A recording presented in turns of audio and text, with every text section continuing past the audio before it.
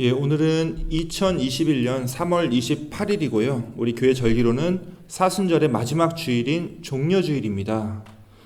모두들 반갑습니다. 참 바쁘게 하루하루가 지나가고 있지만 이 주일에, 특별히 오늘 이 종려주일에 또다시 직접 뵙지는 못했지만 이렇게 화면으로 함께 예배를 드리기 위해서 이곳에 찾아오신 모든 분들 진심으로 환영하고 또한 축복합니다. 작년에 한국에서 굉장히 재밌는 기사가 났었습니다. 예전에 이제 학교 다닐 때 다들 이제 도시락 들고 다니셨었죠. 저도 이제 여러분들처럼 한국에서 이제 중고등학교 다닐 때는 도시락 싸들고 또 야간에 보충 수업 있을 때는 이제 점심 도시락, 저녁 도시락 해가지고 이렇게 두 개를 싸들고 다녔던 세대인데요. 요즘에 이제 학교에서 이렇게 급식이 나오기 때문에 도시락을 쌀 일이 없다고 합니다. 이제 학교 안에 이런 식당 같은 게 이제 구비가 되어 있는 거죠. 대신에 이제 이 급식이라는 게 아무래도 꽤 커다란 비즈니스가 되다 보니까 이 급식을 둘러싸고 별의별 일이 다 벌어진다고 하는데요. 작년에 제가 기사로 봤던 이 사건도 처음엔 그렇게 거창한 사건이 아니었습니다. 어느 학생이요, 이제 급식으로 나온 밥을 먹다가 밥맛이 이상하다고 얘기를 한 겁니다. 우리가 돈 주고 사 먹는 거면 몰라도 이렇게 학교 식당에서 혹은 이렇게 단체로 다 같이 밥을 먹는 경우에는 이게 맛이 어떻고 이건 양념이 어떻고 이런 얘기를 잘 안 하게 되죠. 그런데 이 학생은 밥맛이 너무 이상하다고 얘기를 하면서 주변 사람들한테 이제 심각하게 얘기를 하니까 이 학생의 의심으로부터 시작돼서 나중에는 경찰들까지 개입하게 되는 커다란 사건으로 바뀌게 됩니다. 그 사건의 전말이 뭐였냐면요, 이 화면에 나타납니다. 자, 경찰청에서 이렇게 보도자료를 냈었습니다. 아까 그 밥맛이 이상하다고 이제 얘기를 했던 그 학생 얘기죠. 절대 미각 고등학생의 활약으로 성북경찰서가 중국산 쌀을 국산으로 속여서 급식업체에 납품했던 일당을 검거했습니다. 경찰이 이 학생의 말을 듣고 처음에는 어떻게 해서 이제 듣게 됐는지 모르겠지만 밥맛이 이상하다고 말했던 이 학생의 말에서부터 수사가 시작되었고, 결국 중국산 쌀을 국산이라고 속여서 그동안 3억 6천만 원어치 쌀을 납품했었던 이 대형 비리가 덜컥 덜미를 잡히게 된 겁니다. 자, 제가 이 기사를 읽고 느낀 게 뭐냐면요, 사람 입맛이 굉장히 무섭다는 생각이 들었습니다.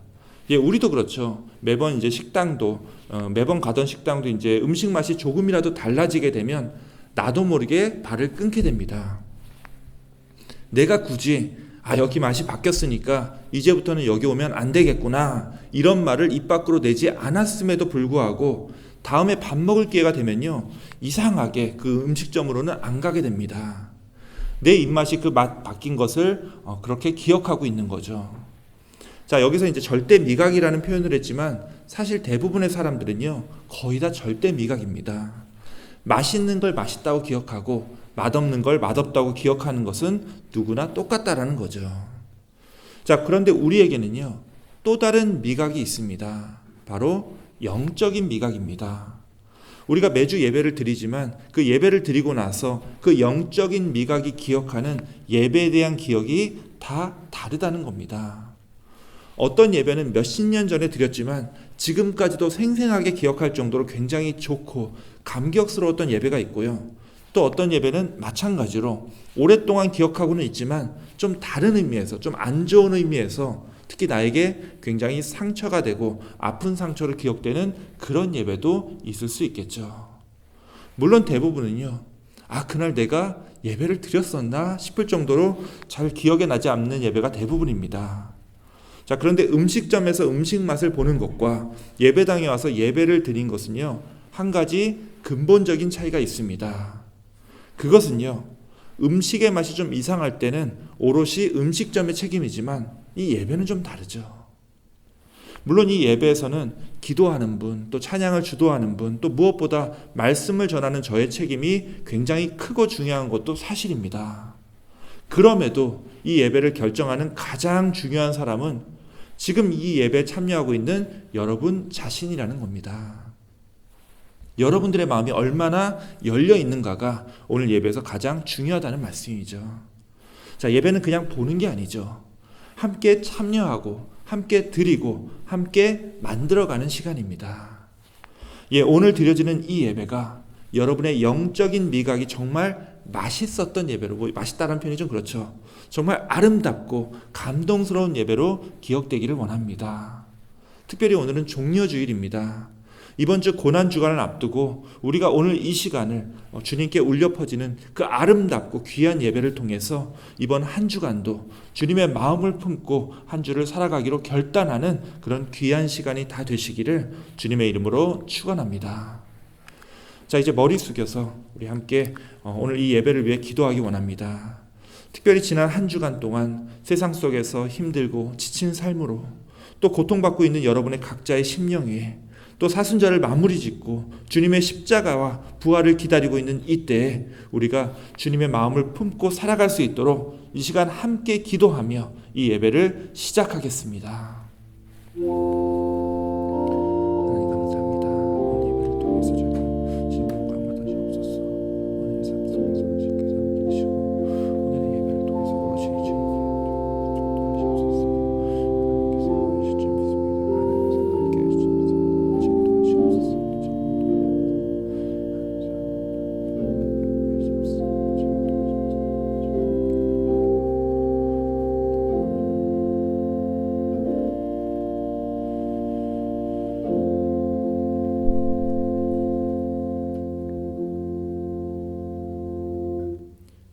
하나님 감사합니다.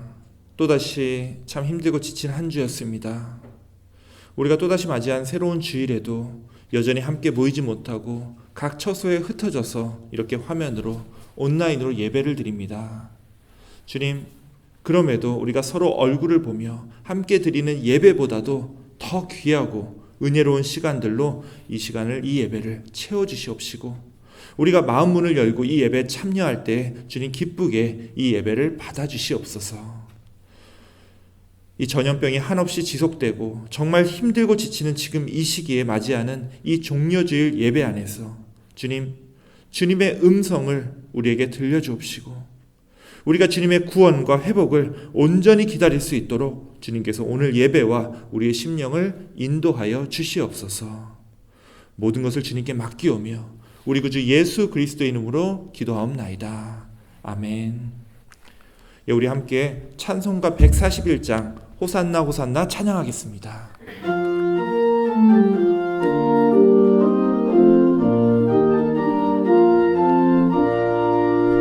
호산나 호산나 다 노래 부른다.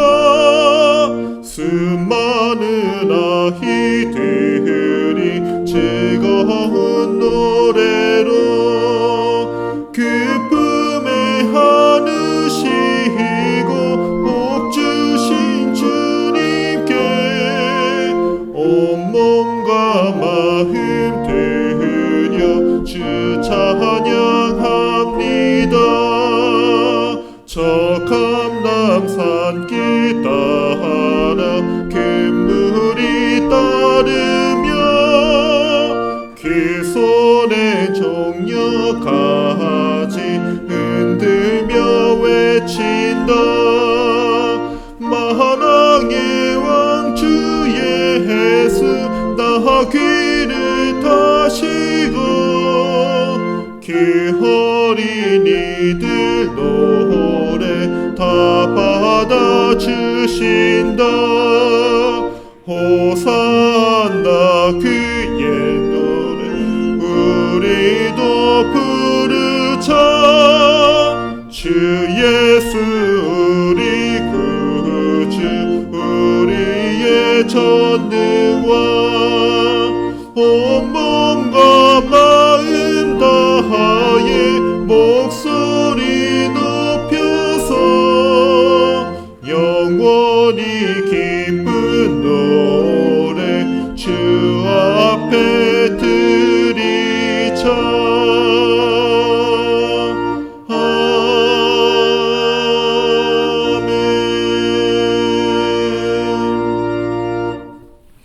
우리 함께 교독문 129번 종려주일 교독문을 함께 교독하겠습니다.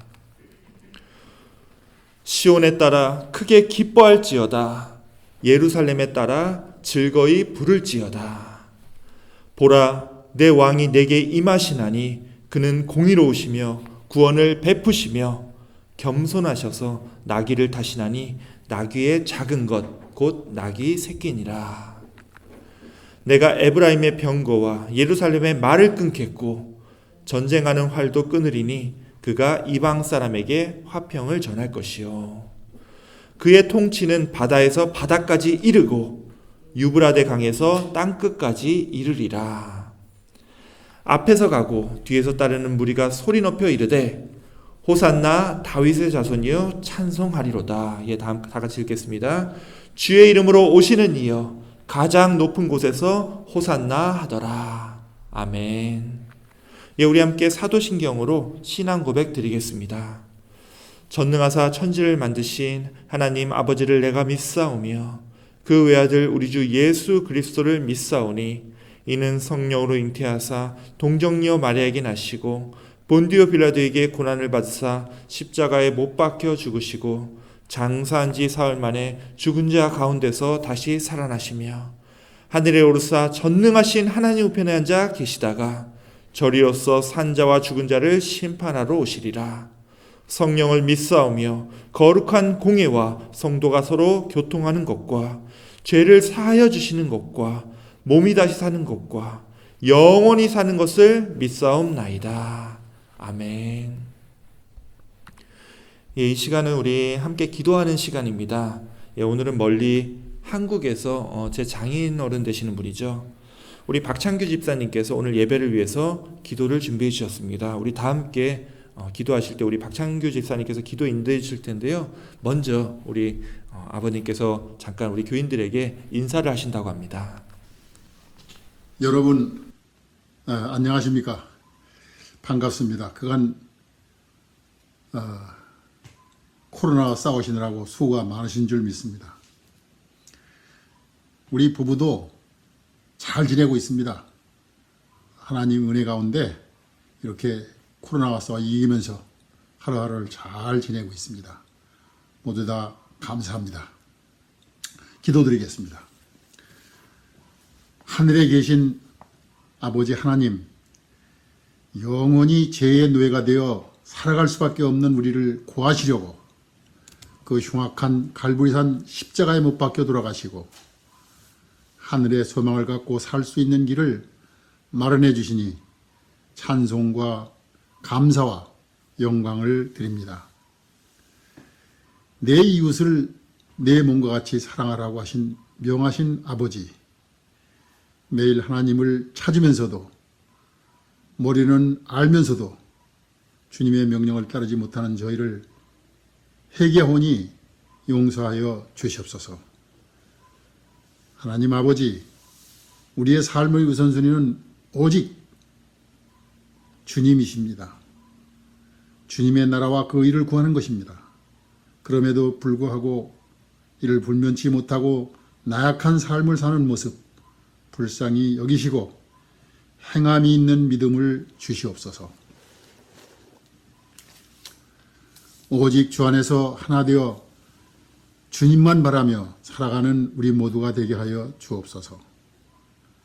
세상이 악하고 괴계가 가득합니다. 더럽고 악한 것들을 넉넉하게 주님의 이름으로 이겨낼 수 있도록 지혜와 용기를 주옵시고 선으로 악을 이기게 하옵소서. 주님의 자녀들이 흉악한 역병에 시달리며 지쳐가고 있습니다. 위로하여 주시고 힘과 용기를 주셔서 넉넉하게 이기게 하여 주옵소서. 그리고 지혜와 용기를 주옵소서. 오늘 예배를 통해 하나님의 역사하심을 체험하게 하시고 은혜 충만, 성령 충만케 하옵소서. 예배를 위해 쓰는 사역자들이 이곳저곳에 있습니다. 주님께서 은혜 내려주시고 하늘의 복과 땅의 복으로 채워 주시옵소서. 모든 말씀 우리 주 예수 그리스도 이름으로 간절히 기도드리옵나이다. 아멘.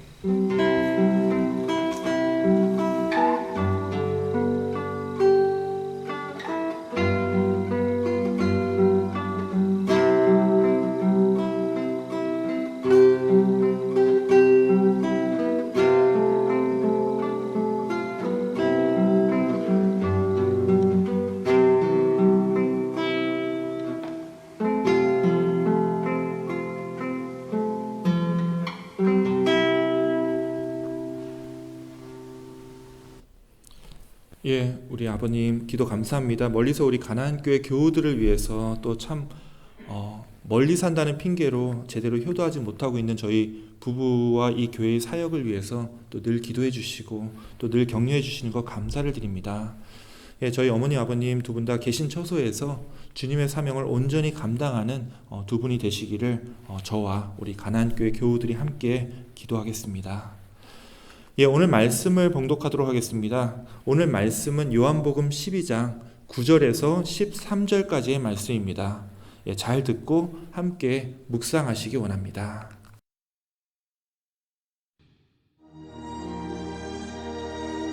유대인의 큰 무리가 예수께서 여기 계신 줄을 알고 오니 이는 예수만 보기 위함이 아니요 죽은 자 가운데서 살리신 나사로도 보려 함이로라.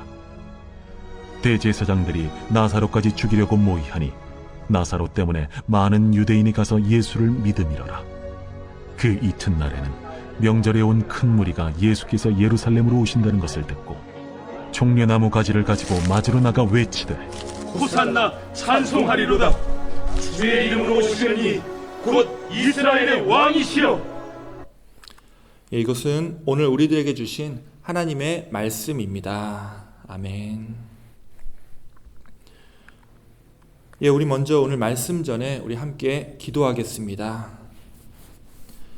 하나님 감사합니다. 오늘 말씀을 통하여 우리의 눈과 귀가 열리고 우리의 영혼이 깨어나며 우리의 삶이 변하는 역사가 일어나게 하여 주옵소서.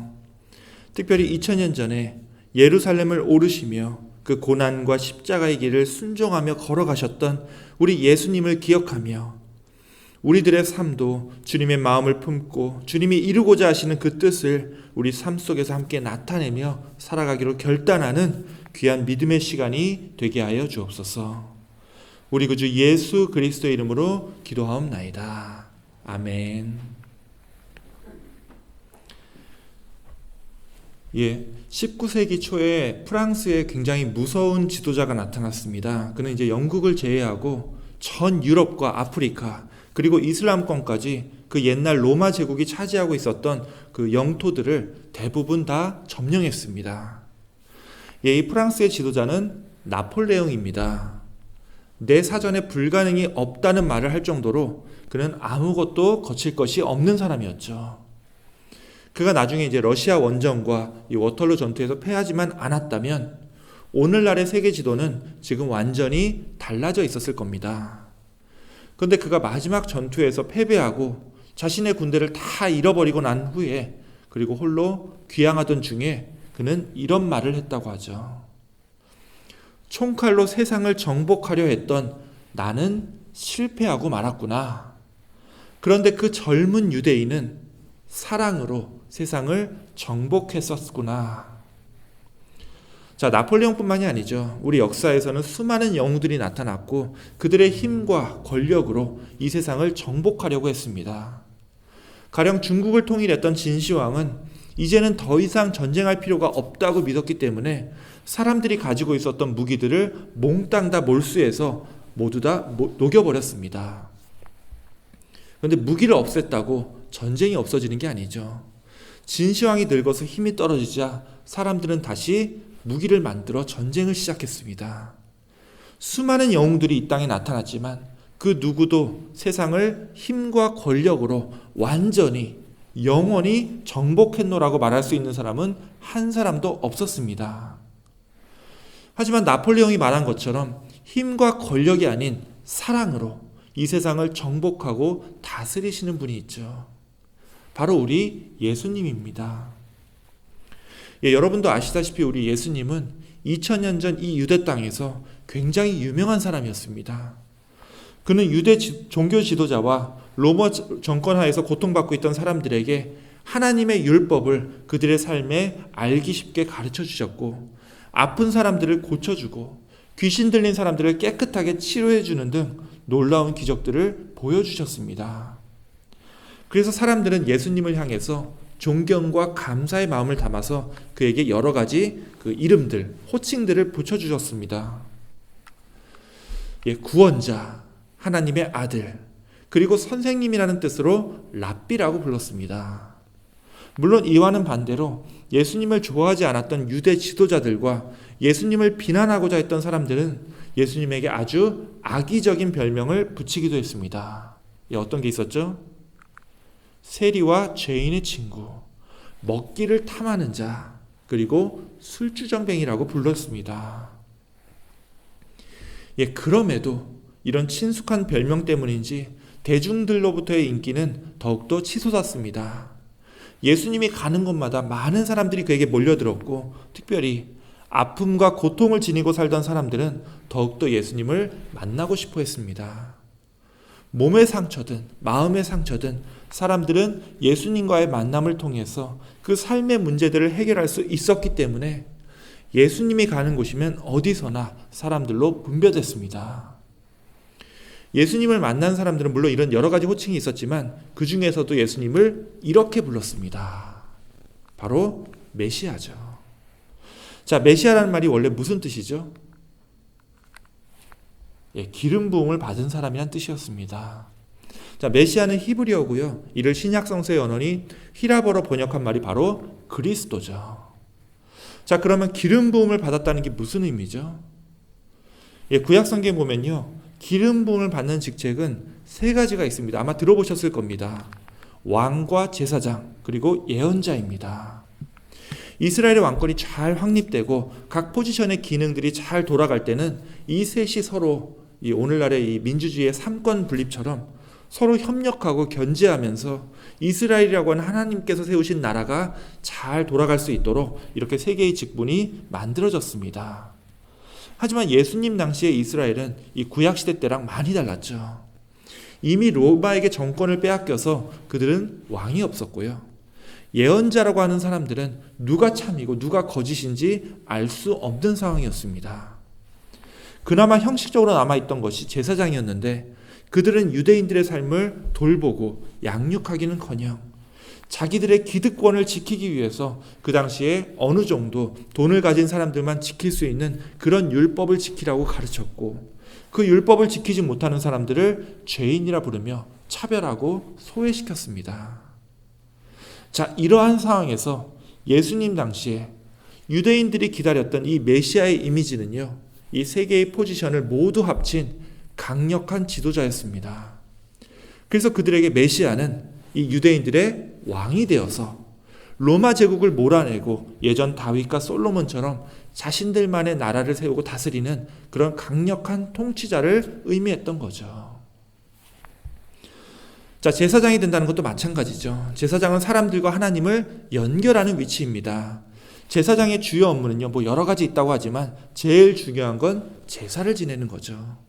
특히 백성들을 위해서 번제와 화목제를 드렸습니다. 번제라는 게 죄의 용서를 의미하고 화목제는 관계가 회복되는 걸 의미하죠. 그래서 번제와 화목제를 통해서 하나님과 인간 사이에 또 사람과 사람 사이에 막혀졌던 담이 허물어지고 그 관계가 회복될 수 있도록 돕는 것이 바로 제사장의 역할이었습니다. 하지만 예수님 당시의 이 제사장들처럼 단순히 율법을 지킬 수 있는지 없는지로 사람들을 죄인과 의인으로 나눴던 이 구분은요, 올바른 제사장의 본분이라고 볼 수 없었겠죠. 자, 세 번째, 예언자가 된다는 것도 마찬가지였습니다. 예언자는 하나님의 음성을 듣는 사람들입니다. 특히 당시에 나라를 빼앗기고 아무런 희망도 가질 수 없었던 유대인들에게 하나님의 음성을 듣는 것은 정말로 절실한 상황이었습니다. 하지만 하나님의 음성을 제대로 전해주는 예언자가 거의 없었죠. 좀 더 정확하게 얘기하면 예언자가 아무도 없었던 것이 아니라 예언자가 너무 많아서 누가 참 예언을 하고 누가 거짓 예언을 하는지 도저히 구별할 수가 없었습니다. 그래서 예수님이 나타났을 때도요, 이분이 진짜 메시아인지 아닌지 사람들은 확신할 수가 없었습니다. 그것도 그럴 수밖에 없는 게 그들이 생각하고 기대했던 이 메시아의 이미지와 실제로 그들 앞에 나타났던 진짜 메시아, 즉 예수님의 모습은 완전히 달랐기 때문입니다. 자, 이 차이는요, 복음서에서 내내 나타나는 장면입니다. 예수님이 사람들에게 뭔가를 가르치면 사람들은 이해하지 못했고요. 심지어 같이 살고 있던 제자들마저도 그 말씀을 정확하게 이해하지 못했습니다.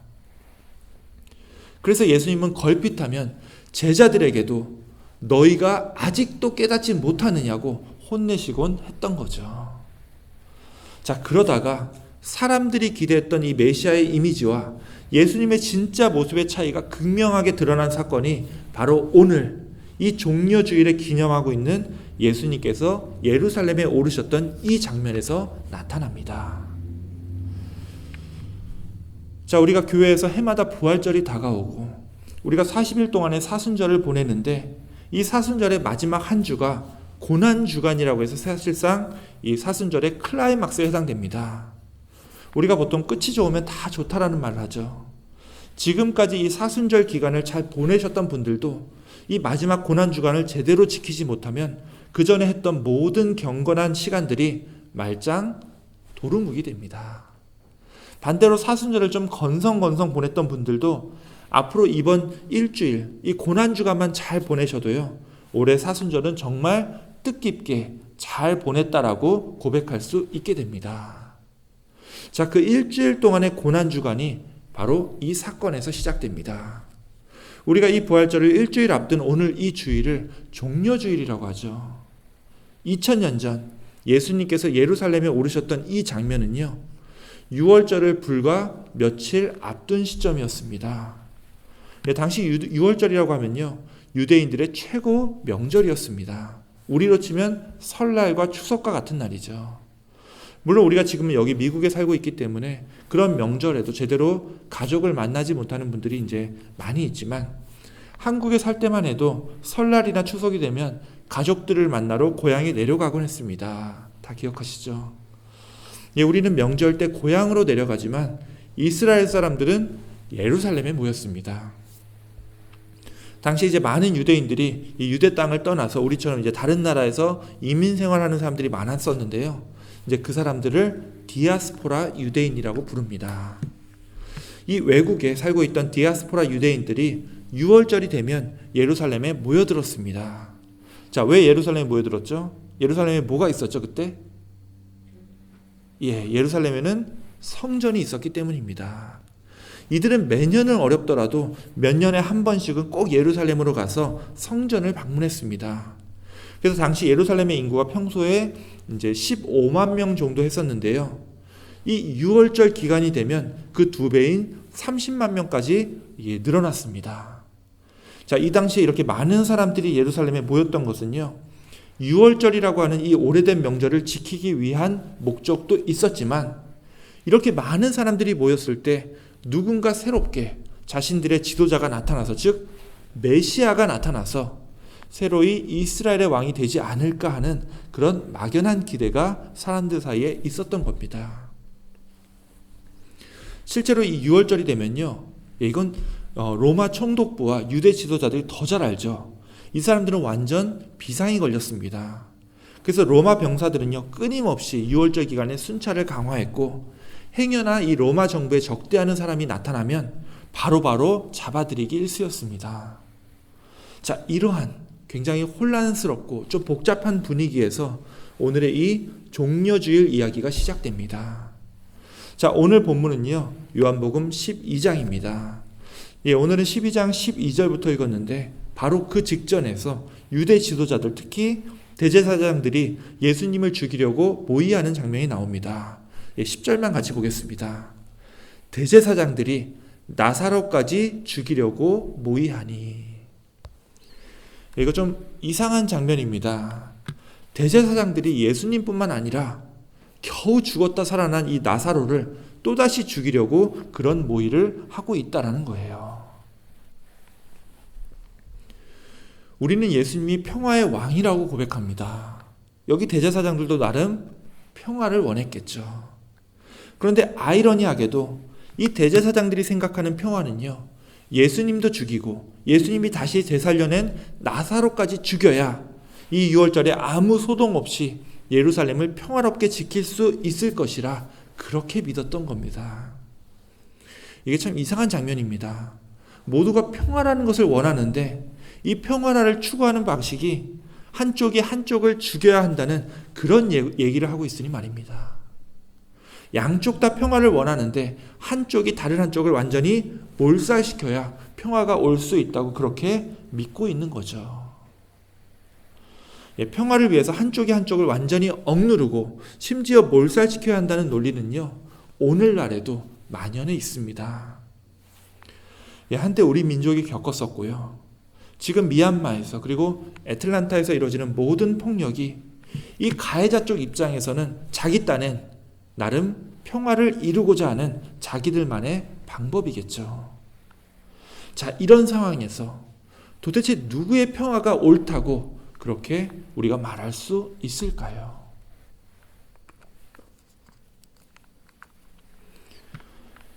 대제사장들이 모여서 예수님과 나사로까지 죽이려고 모의했던 이런 긴장되는 분위기 속에서 이 종려주일의 사건이 벌어집니다.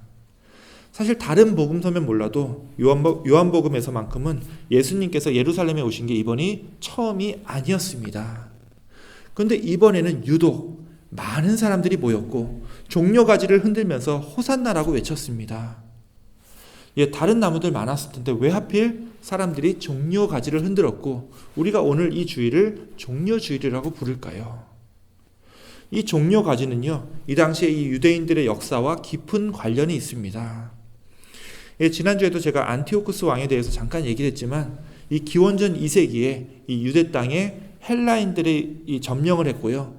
예루살렘 성전이 완전히 훼손되게 됩니다. 이 성전 안에 제우스 신상을 세웠고요. 사람들로 하여금 성전에 모여서 그 신상에 절하라고 강요를 하죠. 그러다가 당시에 이제 마카비라는 유대인의 혁명가가 나타나서 이 헬라 사람들을 다 몰아내고 잠깐이긴 했지만 나라를 다시 되찾게 됩니다. 이때 레위 사람들이 다시 성전을 복구시키는데요. 성전에서 이제 제우스 신상을 무너뜨리고 예전에 이제 성전의 모습대로 다시 복원을 합니다. 이날 이 성전이 회복되는 날 유대인들이 이제 다들 감격해서 성전 안팎에서 종려가지를 흔들었다라고 합니다. 자, 이때부터 종려가지는 유대인들에 의해서 승리와 구원의 상징이 됩니다. 자, 그렇다면 예수님을 향해서 종려가지를 흔든 이유도 아주 분명하겠죠. 그들이 기다리던 메시아가 이제야 나타났다고 그들이 굳게 믿었던 겁니다. 예수님의 가르침과 기적은 사람들에게 이미 널리 알려졌었고 죽은 나사로까지 새롭게 일으키셨으니 이것은 그가 하나님께서 보내신 메시아라는 사실 외에는 어떠한 말로도 설명할 수 없었던 겁니다. 그래서 사람들은 종려가지를 흔들면서 호산나라고 외쳤던 거죠. 이 호산나도 마찬가지죠. 호산나라는 게 무슨 뜻이죠? 우리를 구원해 주십시오라는 뜻입니다.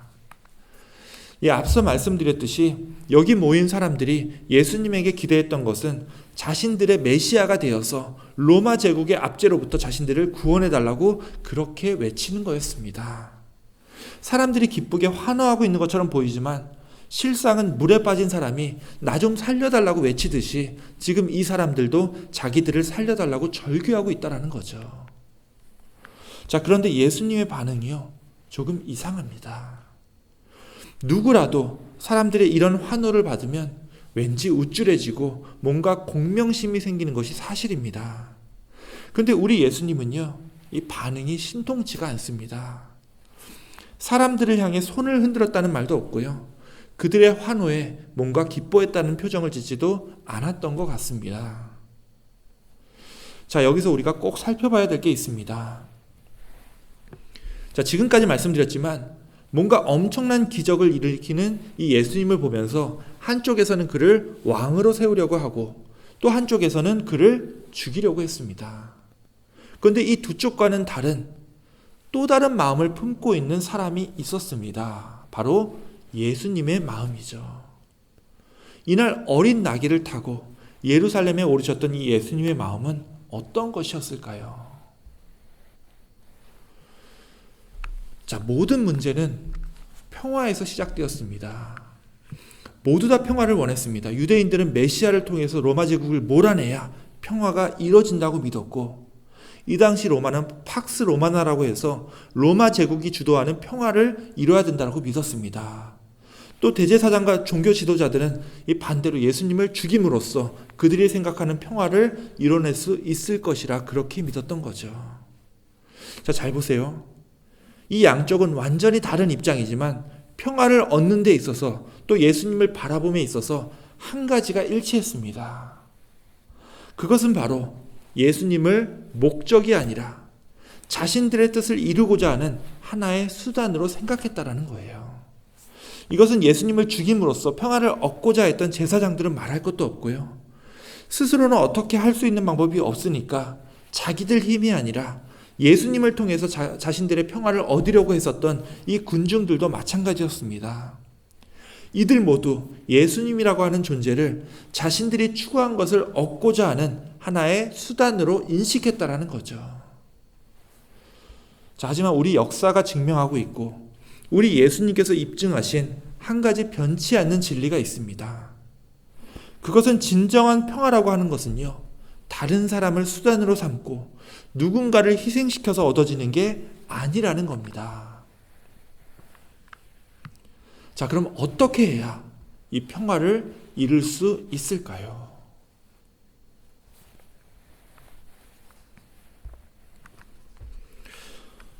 예, 여기 화면에 나오는 여기가 혹시 어딘지 어느 장면인지 아십니까?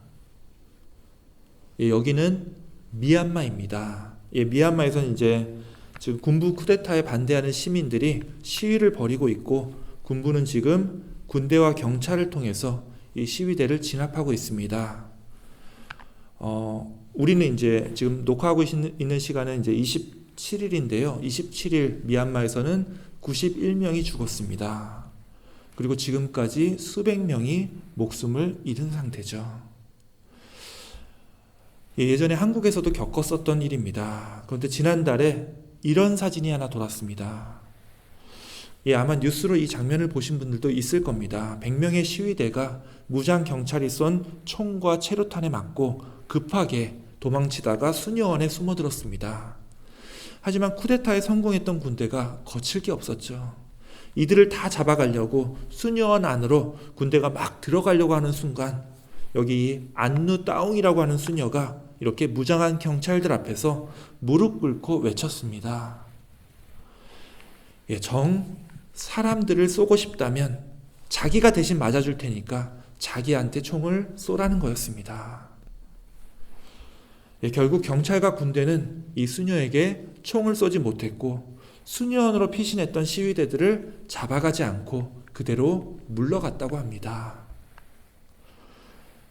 이 대세를 거스르는 한 사람의 희생이 모든 적개심을 누그러뜨리고 잠깐이지만 이 무서운 폭력을 멈출 수 있었던 겁니다. 이 수녀님이 이제 알고 보니까 나이가 사실 저랑 같은 나이인데요.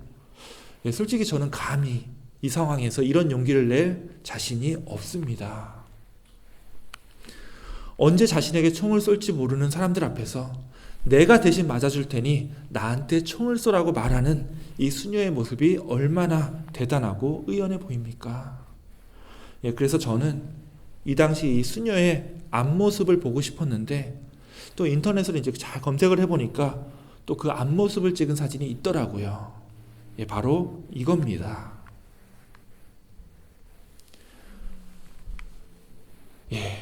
어떻습니까?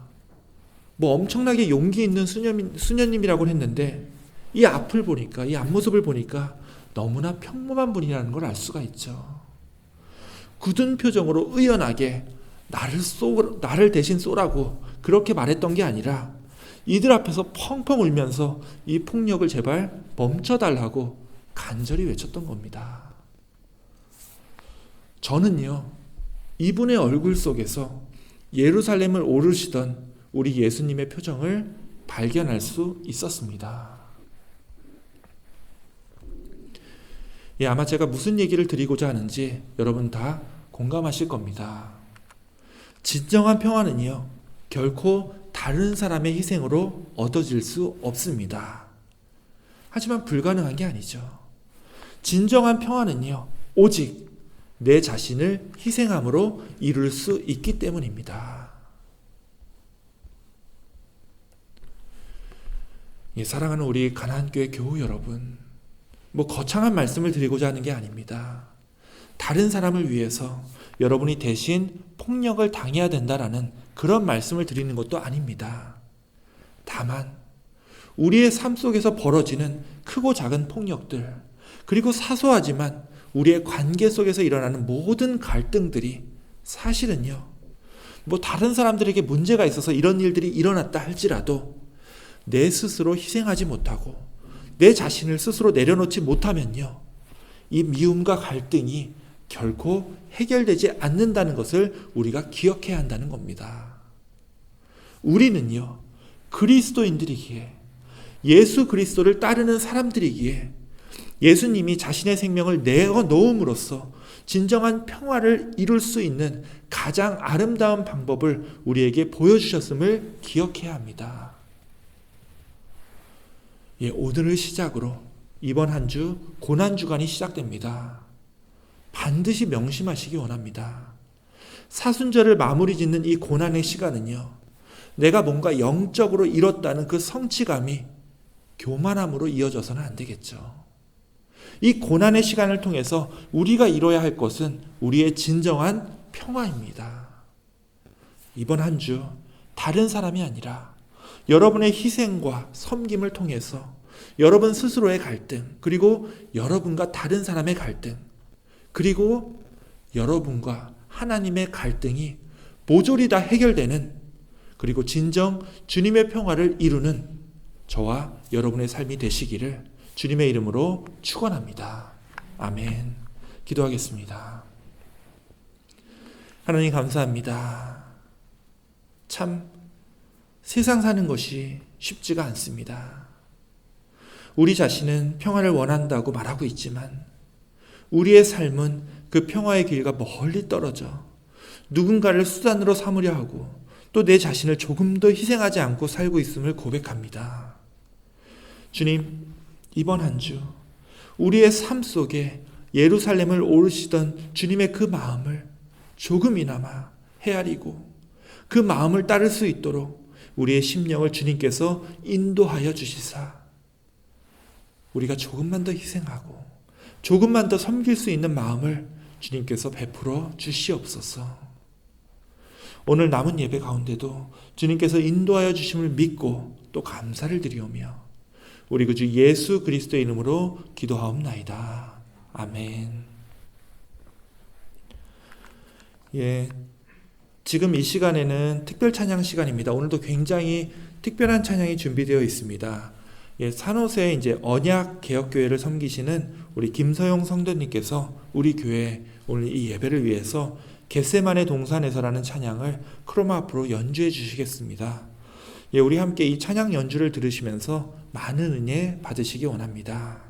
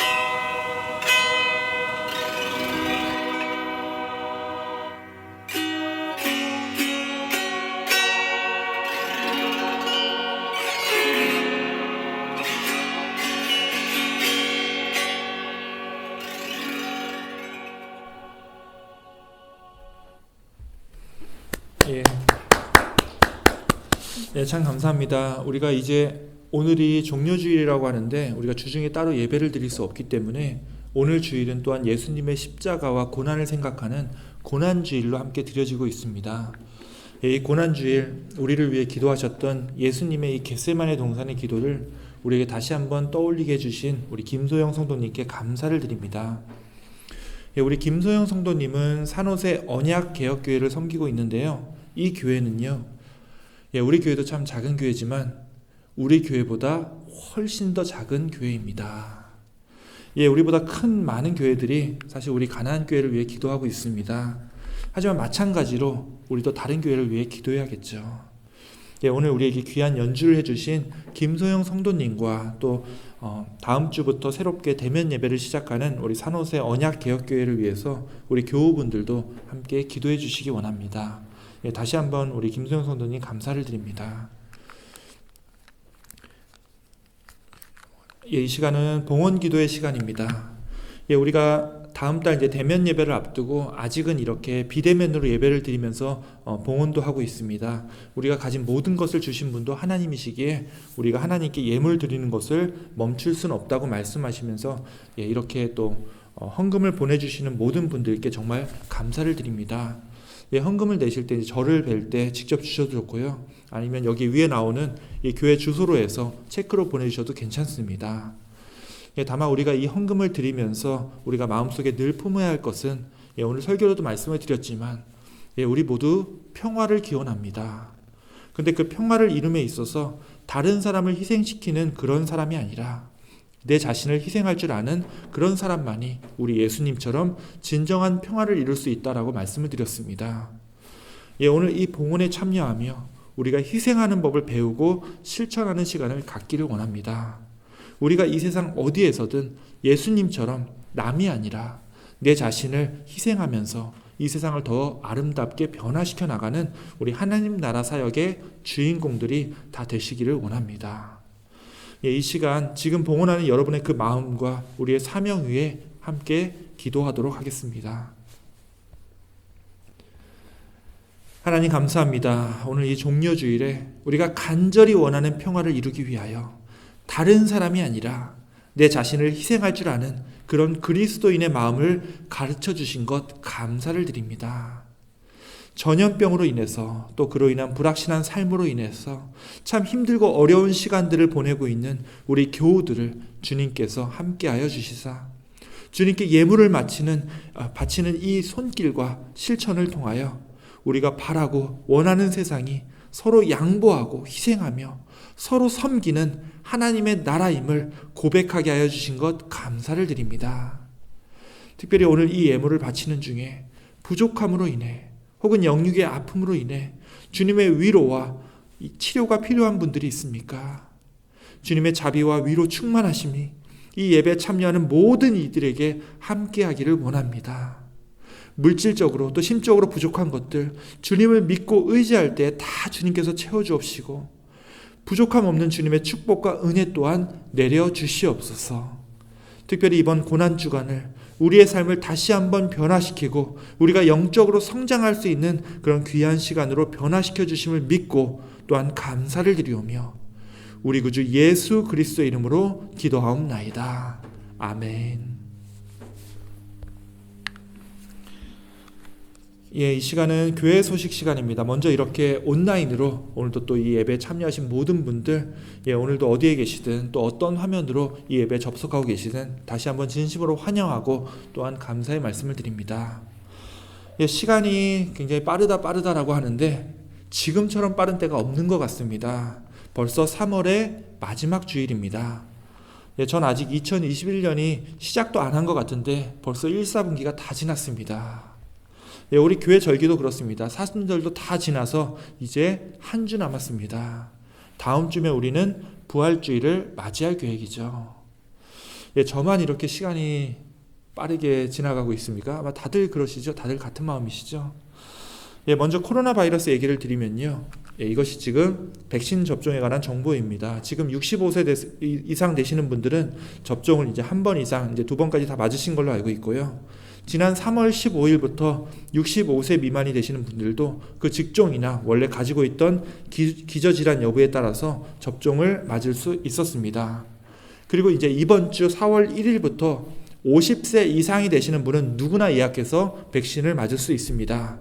그리고 4월 15일부터는 이제 50세라는 나이도 이제 폐지되고 누구나 백신을 맞을 수 있다라고 오픈하고 있다고 하니까요. 다음 달인 4월 달에는 아마 우리 교우분들이 모두 백신을 한 번 이상은 다 맞을 수 있을 것 같습니다. 물론 이제 백신을 맞아도 당분간은 마스크를 벗고 예전처럼 활동하는 것은 이제 사실상 불가능합니다. 다만 이제는 정말 이 끝이 보인다라는 희망을 가지시고 마지막까지 긴장 풀지 마시고 이 안전과 건강에 유의하시기 원합니다. 지난주에도 광고를 드렸듯이 다음 달인 4월 18일부터 우리 대면 예배가 재개됩니다. 이제 앞으로 딱 3주 남았습니다. 예배는 이제 기존의 온라인 예배를 당분간은 지속할 예정이기 때문에 토요일 오전에 하는 이 예배 녹화 시간은 계속 지속이 됩니다. 이제 시간은요, 그날 이제 오시는 분들 맞춰서 다시 시간을 좀 다시 알려드리겠습니다. 그리고 주일 예배는 앞으로 오후 1시로 예정되어 있으니까요, 착오 없으시기 바라고요. 또 준비하는 데 있어서 우리 교우분들의 도움과 기도가 좀 많이 필요합니다. 함께 기도로 준비해 주시기 원합니다. 그리고 이제 아까 설교 때도 말씀을 드렸지만 이제 미얀마 시위가 꽤 길어지고 있습니다. 뭐 어떻게든 도울 수 있는 방법이 없을까 이제 생각하던 찰나에 우리 연합감리교회 내에 요 미얀마 소수 민족으로 이루어진 교회 하나가 이제 저쪽에 위스콘신에 있습니다. 교회 이름이 이제 다이 펠로우십 크리스천 커뮤니티 교회인데요. 그 교회 공동체를 섬기고 계시는 이 성홍이라는 목사님께서 우리 한인 연합감리교회 교우들에게 도움을 청했습니다. 그래서 우리가 먼저 미얀마를 위해서 함께 기도하기 원합니다. 벌써 이제 수백 명이 죽었고 제가 아까도 말씀드렸듯이 24시간 동안 91명이 또 돌아가셨습니다. 이 대치가 이제 끝날 기미가 보이지 않고 있는데요. 여기 4가지 사항에 대해서 우리가 기도할 사항에 대해서 제가 내일 홈페이지에 있는 주보로 해가지고 다시 보내드릴 테니까 이번 고난주간이라도 보시면서 함께 미얀마 분들을 위해서 기도해 주시기 원하고요. 그리고 이제 돌아오는 부활절에 이들을 위한 특별 구호 헌금을 걷도록 하겠습니다. 옛날 이제 일제시대 때도 그렇고요. 한참 전쟁과 독재에 시달리면서 우리 민족이 가장 힘들어할 때마다 제일 많이 우리를 도와줬던 분들이 여기 미국에 계시는 한인 교회 분들이었습니다. 이제는 우리의 사역이 우리 민족을 넘어서 전 세계 사람들에게 귀한 힘이 될 수 있는 기회가 마련되었습니다. 함께 기도해 주시고요. 돌아오는 부활절에 특별 헌금으로 또 많이 지원해 주시기 바랍니다. 이 헌금은 우리 한인연합감리교회 선교회를 통해서 미얀마 분들을 위해서 지원될 예정입니다. 오늘 교회 소식은 여기까지입니다. 이번 주 이제 마지막 사순절 기간인 이 고난주간을 남기고 있는데 혹시 사순절 기간을 그냥 보내신 분들도 이번 고난주간은 그냥 넘기시지 마시고요. 금식이든 기도든 말씀 묵상이든 혹은 전도나 누군가를 도우면서 내 삶을 선한 삶으로 바꿀 수 있는 가장 귀한 이제 일주일의 시간이 될 테니까요. 우리 함께 기도하면서 여러분에게 가장 의미 있는 그런 경건한 한 주가 다 되시기를 주님의 이름으로 축원합니다. 그럼 마지막으로 우리 함께 이제 주님 주시는 평화가 이 땅에 그리고 우리의 삶 속에 이루어지기를 기원하며 함께 412장 찬양하고 기도로 오늘 예배를 마치겠습니다.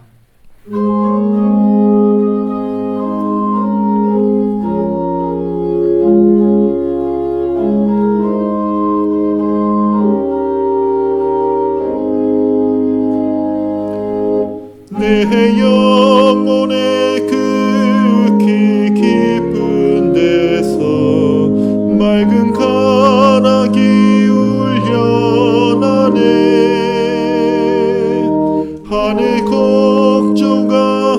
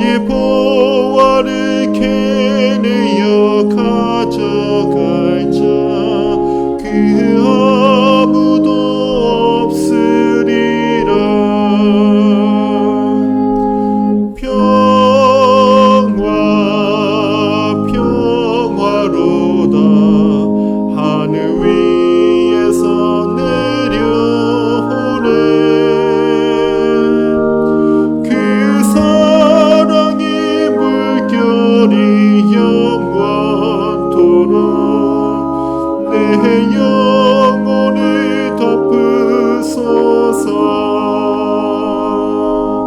내 영혼의 평화가 넘쳐남을 주의 큰 복을 받으리라. 내가 주야로 주님과 함께 있어 내 영혼이 편히 쉬네.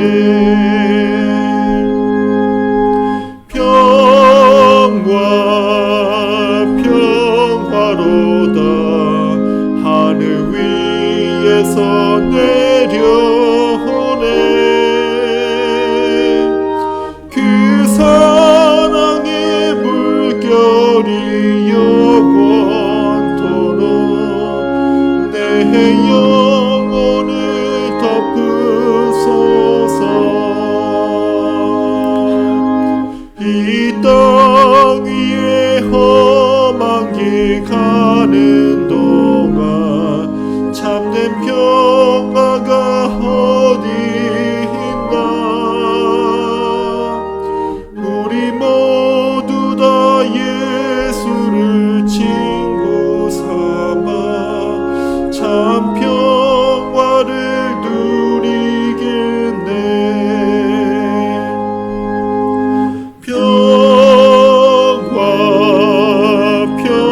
평화로다 하늘 위에서 내려오네. 그 사랑의 물결이 영원토록 내 영혼을 덮으소서. 아멘. 우리 함께 기도하겠습니다. 이제는 우리를 위하여 또 우리 안에 진정한 평화를 가르쳐 주시기 위하여 고난과 십자가의 길을 묵묵히 순종하며 걸어가신 우리 구주 예수 그리스도의 은혜와 아버지 하나님의 사랑과 성령 하나님의 교통 역사하심이 이번 고난주간 우리 한 사람 한 사람의 삶에 함께하여 주시사 우리의 삶 속에서 다른 사람이 아니라 나 자신을 희생할 수 있는 용기와 다짐으로 우리에게 맡겨진 그 귀한 사명들을 온전히 감당하며 하나님과의 관계 그리고 사람들과의 관계 안에서 주님의 평화를 온전히 나타내기로 결단하는 흩어져 있는 우리 사랑하는 가나안교회의 모든 성도들 머리 위에 특별히 그들의 건강과 안전 위에 또 이 예배를 온라인으로 드리며 함께 참여하는